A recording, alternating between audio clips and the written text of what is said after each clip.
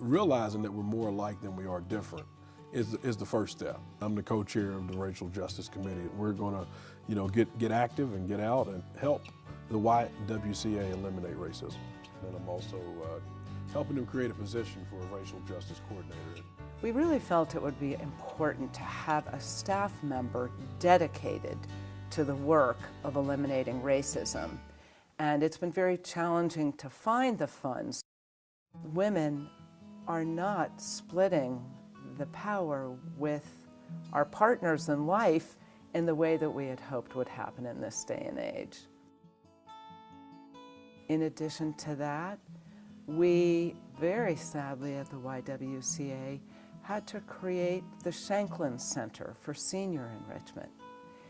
This program targets women who are senior citizens who've been victims of elder abuse and exploitation, most often at the hands of their loved ones. Their stories just really break your heart. They're beautiful people, but they have been victimized by domestic violence and elder abuse. This is a YWCA issue.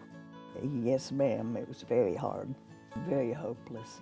We started recognizing about 15 years ago that both in our domestic violence shelter and in our homeless shelter, we were having elderly women arrive, and they were languishing in these shelters. And they have come to live with our YWCA Shanklin Center for the rest of their lives. It is wonderful, it is peaceful, and I would not want to live anywhere else. I love where I live at now. I was suicidal before I went into the YWCA. I was on the bridge and I was going to jump off the bridge. At that time I was homeless, so I hadn't really nowhere to go, sometimes go to abandoned houses. It was hard and it was degrading. I need some place to stay, out of these houses, away from all the danger. Maybe I'll go to the shelter and see if there's a bed open. It was quite a big step. It's like rules now where I was used to being free, kind of just roaming. The YWCA was a great place to help me with having structure and order, and for being there with not a handout, but a hand up. We're just saying this is how it is. And if you want to stay in this program, this is what we expect of you. One day at a time, start seeing change happen. And the hope was alive again, and there was a light lit in my heart. He took a wooden baseball bat and he hit me in the head and in the leg with it. And I kind of knew at that moment that it had progressed so far that I needed to make a decision quickly. I didn't know what to do. I didn't have family. I'd spent 15 years with isolation. No one knew. It's because of this imbalance in power in relationships that the YWCA has had no choice but to create a domestic violence shelter. I just called and I asked, what do I do? They told me who to call, where to go. They were with me the whole time. For the first time in my life, I realized that there was help out there and that it wasn't just a little bit of help. It wasn't, oh, come stay for the night, figure things out tomorrow. It was complete. Now I'm alive and I'm hopeful and I'm a survivor. I have 3 children.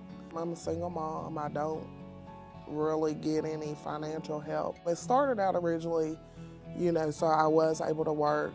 Then after I started working, I went through the struggle and I decided to go back to school. My oldest, he was 3 years old when I started sending him there. And then my baby girl, I put her in at about 7 months old.